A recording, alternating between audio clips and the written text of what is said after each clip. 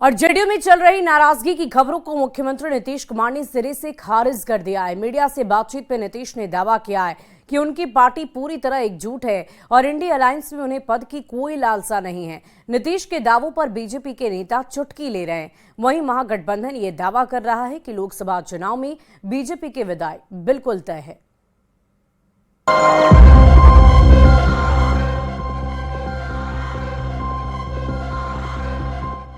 पटिया में कोई इधर उधर है, हमारे पार्टी में सब एकजुट है, कोई दिक्कत नहीं, सब एक साथ मिलके हम सब लोग काम कर रहे हैं।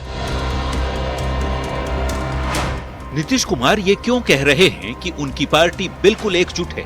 क्यों नीतीश को ये सफाई सार्वजनिक तौर पर देनी पड़ रही है कि उनकी पार्टी एकजुट होकर काम कर रही है?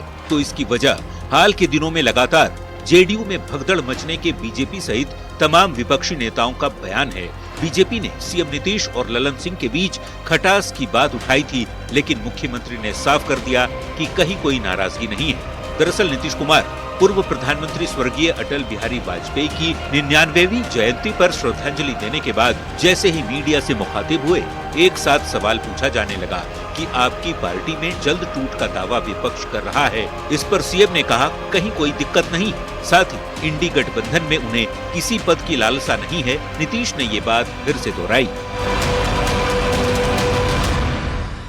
हमारा पटिया में कोई इधर उधर है, हमारे पार्टी में सब एकजुट है, कोई दिक्कत नहीं, हम लोग सब एक साथ मिलके हम सब लोग काम कर रहे हैं।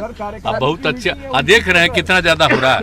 हमारी इच्छा नहीं थी, सब बात तो हमने कहा कि नहीं हमको नहीं इच्छा है, हम तो चाहते हैं सब लोग एकजुट होइए। अभी हाल में मीटिंग में कह दिए हैं कि हर राज्यों का जो तय कर लीजिए, एमपी का जो कुछ भी है सिलेक्ट कर लीजिए और सब एक कर लीजिएगा तो फिर सब लोग तय हो जाएगा, तो फिर लड़ेगा।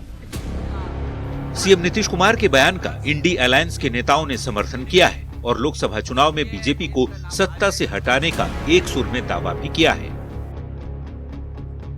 पहले से भी अधिक मजबूती से चुनाव में जाएगी और जनता का आशीर्वाद प्राप्त करेगी। आदरणीय नीतीश कुमार जी ने जब शुरुआत की थी इंडिया गठबंधन बनाने के लिए तो सबसे बात की थी, सबको एक मंच पर लाए भी और कई बार उन्होंने कहा कि मेरी कोई इच्छा नहीं। प्रपंच करना भाजपा का काम है, उनके नेताओं की मजबूरी है, कहीं कोई अलायंस नहीं है। 24 में मोदी जी की विदाई तय है।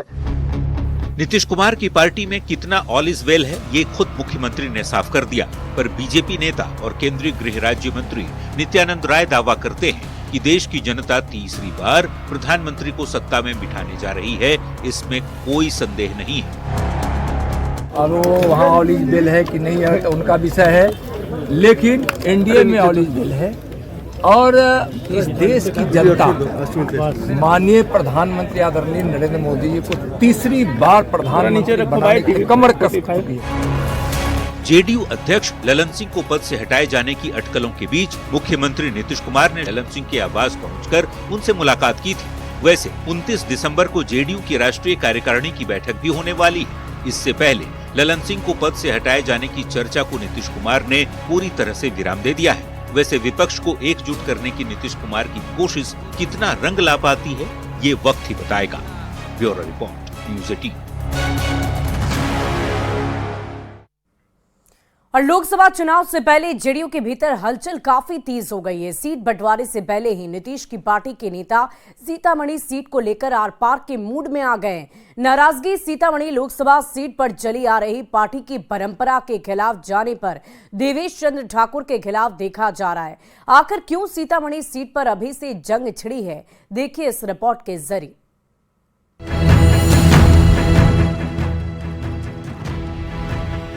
बिहार का सीतामढ़ी लोकसभा सीट चुनाव से पहले ही हॉट बन गया है।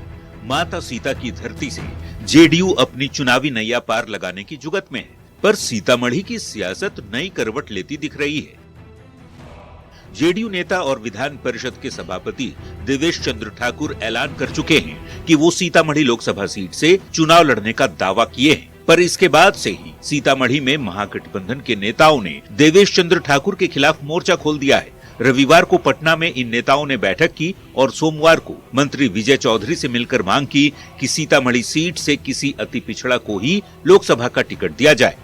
सीतामढ़ी का जो राजनीति का इतिहास बताता है उसमें आज तक पिछड़ी जाति के लोग ही रनर और विनर रहे हैं। तो उस परिस्थिति में आज के पृष्ठभूमि में कभी भी देवेश चंद्र ठाकुर जी की जो दावेदारी चल रही है वो नाहक है, बेकार है। जिनकी उम्मीदवारी स्वतः हुई है वो आप भी जानते होंगे, हम किसी का नाम लेना नहीं चाहते हैं। उनके उम्मीदवारी के बाद खास करके महागठबंधन के कार्यकर्ताओं और नेताओं में जो आक्रोश है, उस आक्रोश को देख करके कल सभा को हमने एकत्रित किया था। जो वहाँ का जमीनी हकीकत है उसके आधार पे पिछड़ा समाज के बेटा को देना चाहिए। लेकिन फिर भी मैं कह रहा हूँ, मुख्यमंत्री जी का जो आदेश होगा, माननीय नेता का जो आदेश होगा, हम सब लोग उसका पालन करेंगे। पहले किसी को कोई आश्वासन नहीं देते, तो इसलिए गलत बात लोगों को नहीं करनी चाहिए। अपने ही नेताओं की नाराजगी के चलते देवेश चंद्र ठाकुर की मुश्किलें बढ़ सकती हैं। वैसे जब इस मुद्दे पर देवेश चंद्र ठाकुर से बात करने की कोशिश की गई तो उन्होंने कैमरे पर कुछ भी कहने से मना कर दिया। इतना कहा कि सीतामढ़ी के जो नेता विरोध कर रहे हैं उससे उन्हें कोई फर्क नहीं पड़ता। वैसे आखिरी फैसला सीट को लेकर आला कमान ही तय करेगा।